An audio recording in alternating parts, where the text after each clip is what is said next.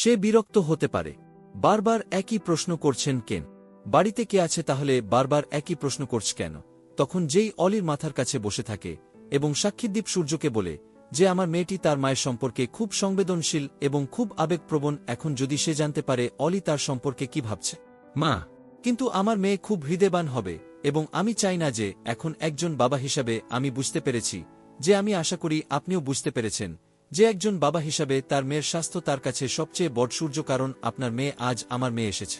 একটু ভালো বলল, আমি বুঝতে পেরেছি, কিন্তু ভবিষ্যতে যখন এরকম হবে প্লিজ আমাকে ফোন করে জানাবেন। তার আগে আমি চাই না সে আমাকে না বলে কোথাও যাবে না। সূর্য বলল ঠিক আছে, আমি ভুল করেছি, প্লিজ আমাকে ক্ষমা করে তারপর বলে প্লিজ প্লিজ তুমি না এটা করো। এদিকে দিভা অটো করে ফিরে যাচ্ছে আর অলির কথা বারবার ভাবছে। অটো চালক তখন বলে যে একা একা কাঁদা খুব সহজ, বাড়ির লোকের সামনে সাহস দেখাতে হবে। ঠিক আছে, এখন আপনি আপনার সময় নিন। তখন অটো চালক কানে হেডফোন লাগাতে চান গুজবাম্প যাতে দীপা তার হৃদয় খুলে কাঁদতে পারে।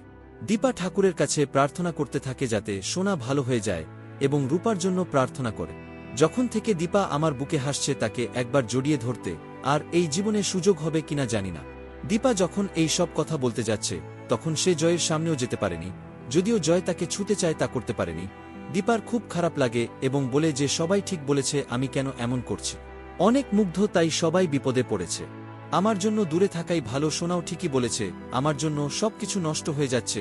বারবার একটা কথা বা অনুরূপ কথা বারবার বলা মানে দীপার মনের কথা তার মনের মধ্যে চলছে আর দীপা এই কথাগুলো বলে যাচ্ছে আর এদিকে তার মনটা হালকা করছে।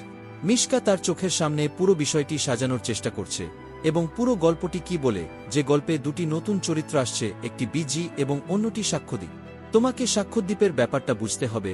আর জয়ের কথা কেন জানি না, মনে হয় খুব রোজ আমি যখন তাকে দেখি আমি বলি যে এই সাক্ষ্যদ্বীপ মানে তার বাবা, জয়ের বাবা আছে এবং মানেই, অন্যদিকে অলিরও বাবা নেই মানেই, তখন দুটি চরিত্রের মধ্যে মা চরিত্রটি অনুপস্থিত। এখন মিশকা সাক্ষ্যদ্বীপ লোকটির সম্পর্কে জানার চেষ্টা করছেন। এখন মিশকা ইন্টারনেট থেকে জানতে পারেন যে সাক্ষ্যদ্বীপে একটি রেস্তোরাঁ রয়েছে, এটির মালিকও জানে, মানে সে হোটেল ম্যানেজমেন্টে এমবিএ করছে, সব ঠিক আছে। এখন দেখা যাচ্ছে যে সে ৫-৬ বছর আগে ব্যাচেলর ছিল। যদি সে ৫-৬ বছর আগে ব্যাচেলর ছিল তাহলে তার ১-৩-১-৪ বছরের মেয়ে এখানে কি করছে তা বিভ্রান্তিকর হয়ে যায়। মিশকার মেয়েটা নিশ্চয়ই আকাশ থেকে পড়েছে, মানে এর পেছনে নিশ্চয়ই কিছু ব্যাপার আছে। সাক্ষী সরকারের কোন অবৈধ সম্পর্ক আছে কিনা। তখন মিশকা এসব নিয়ে খোঁজ খবর নিতে শুরু করেন এবং এবার মিশকা অপারেশনে পড়ে যান সাক্ষ্য সরকার, মানে এবার তার সাথে মিশকা তদন্ত শুরু করেছে, কারণ সত্য বেরিয়ে আসলে মিশকার কাছে পরিষ্কার হয়ে যাবে যে মেয়েটি আদৌ রূপা নয়। এদিকে অনেক রাত হয়ে গেছে, জয়ী তখনও অলির কাছে বসে আছে। সাক্ষ্যদ্বীপ তারপর বলি মা, এখন দেরি হয়ে গেছে, চল বাড়ি যাই। তারপর জয়